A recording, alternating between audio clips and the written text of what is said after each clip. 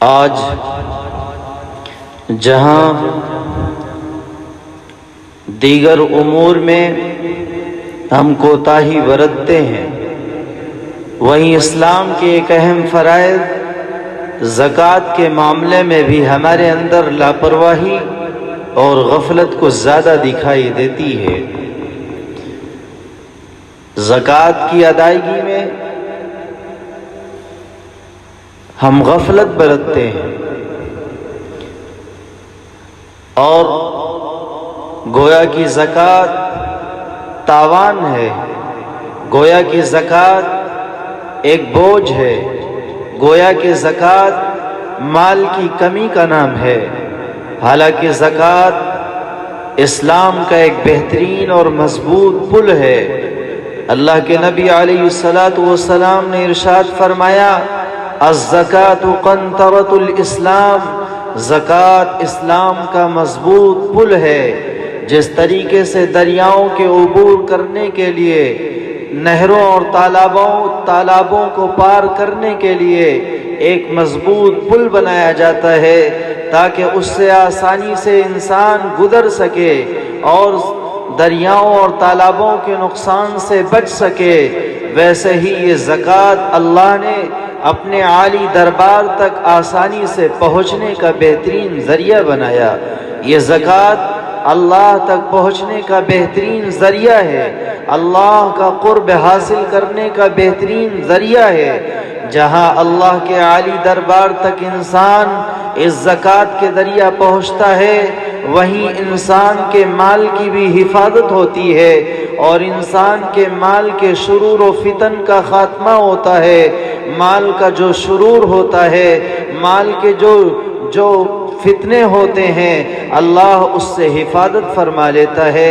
اللہ کے نبی علیہ السلام نے ارشاد فرمایا، من ادا زکوٰۃ مالی فقد ذهب عنه شرہ، جو آدمی اپنے مال کی زکوٰۃ ادا کرتا ہے، اللہ اس کے مال کے شر کو ختم فرما دیتا ہے، اللہ اس کے مال کے نقصان کو ختم فرما دیتا ہے۔ یہ زکوٰۃ کی ادائیگی مال کی کمی کا نام نہیں ہے، یہ زکوٰۃ کی ادائیگی مال کی حفاظت کا نام ہے۔ زکوٰۃ کی ادائیگی مال کو فتنوں سے اور شرور سے بچانے کا نام ہے کہ جو آدمی اپنے مال کو محفوظ کرنا چاہے اسے زکوٰۃ ادا کرنی چاہیے۔ ایک دفعہ اللہ کے نبی علیہ السلام خانہ کعبہ میں تشریف فرما ہے، آپ حتیم کے حصے میں تشریف فرما ہے۔ ایک شخص نے عرض کیا، یا رسول اللہ، فلاں لوگوں کا مال نقصان ہو گیا،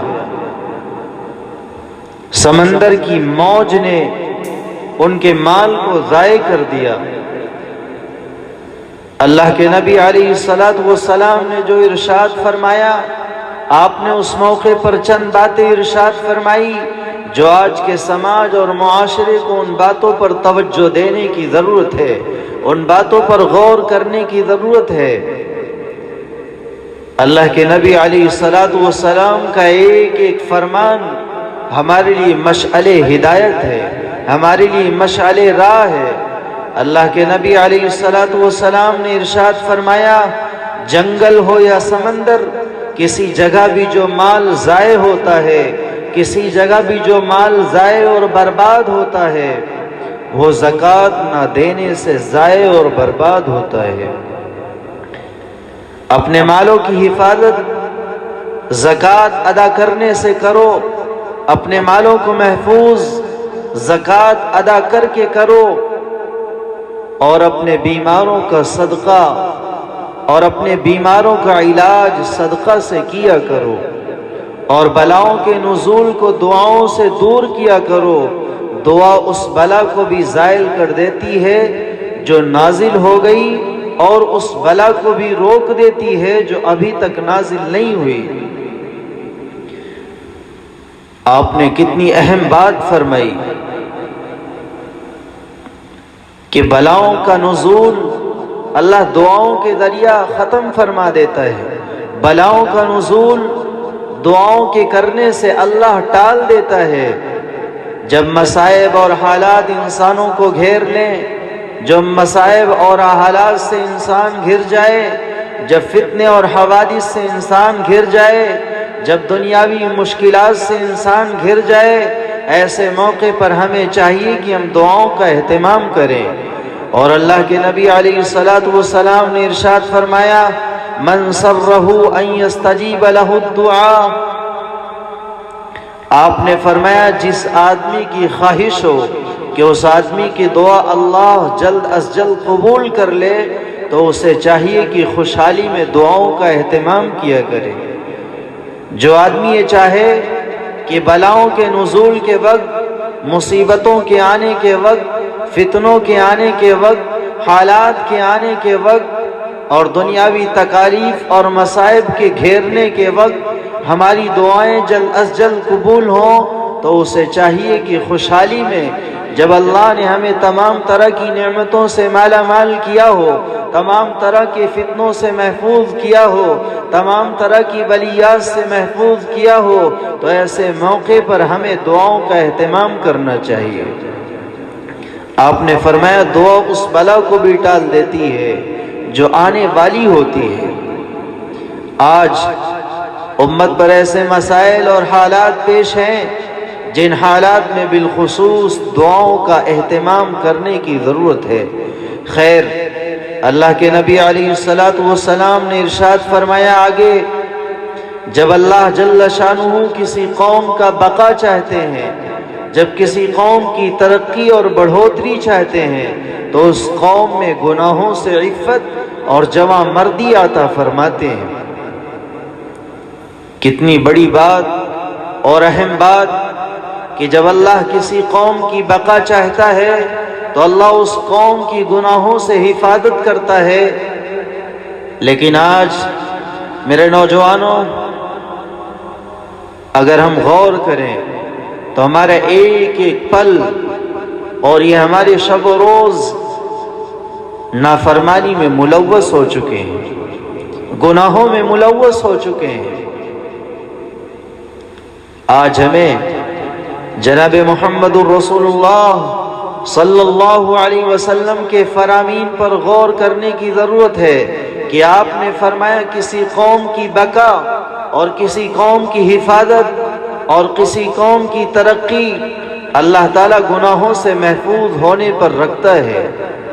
کیا ہمیں گناہوں سے محفوظ ہونے کی ضرورت نہیں ہے؟ کیا ہمیں گناہوں سے بچنے کی ضرورت نہیں ہے؟ کیا ہمیں گناہوں سے دور رہنے کی ضرورت نہیں ہے؟ بلکہ ایسے حالات میں، ایسے مواقع میں سخت گناہوں سے بچنے کی ضرورت ہے۔ ہماری ترقی اور بقا گناہوں سے بچنا ہے، ہماری حفاظت گناہوں سے بچنا ہے۔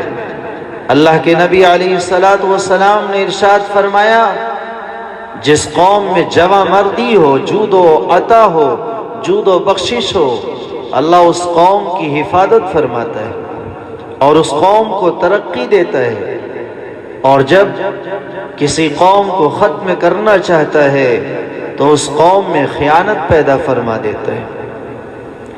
آج بددیانتی عام ہو چکی ہے، خیانت ایک عام بات ہو چکی ہے۔ آج ہمارے اچھے اور قابل انسان ایسی بددیانتی کا ثبوت دیتے ہیں کہ زمین بھی حیران ہوتی ہے اور آسمان بھی حیران ہوتا ہے۔ ہماری ترقی اور ہماری بقا وہ گناہوں سے حفاظت میں ہے۔ خیر، میں اللہ کے نبی علیہ الصلوۃ والسلام کا فرمان سنا رہا تھا کہ اللہ کے نبی علیہ الصلوۃ والسلام نے جناب محمد الرسول اللہ صلی اللہ علیہ وسلم نے فرمایا، اپنے مالوں کی حفاظت زکوٰۃ کے ذریعہ ادا کیا کرو، زکوٰۃ ادا کر کے اپنے مالوں کو محفوظ کر لو۔ حصنوا اموالکم بالزکاۃ، یہ زکوٰۃ کا ادا کرنا تمہارے مالوں کے لیے بہترین قلعہ ہے، تمہارے مالوں کی حفاظت کا بہترین قلعہ ہے۔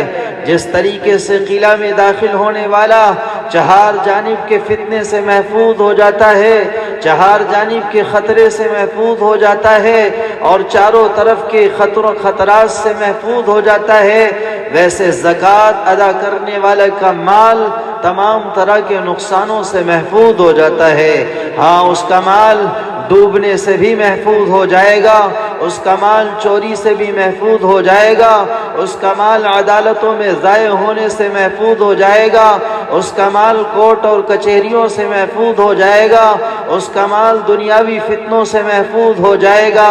لیکن میرے بھائیوں، آج ہمارے ذہن میں یہ بس چکا ہے کہ زکوٰۃ ادا کرنا یہ مال کی کمی ہے، اور اگر ہماری ذہنیت یہ بن چکی ہے تو یہ ہماری دنیا اور آخرت کا سب سے بڑا نقصان ہے۔ اللہ ہمیں ایسے نقصان سے اور ایسے فتنے سے محفوظ فرمائے۔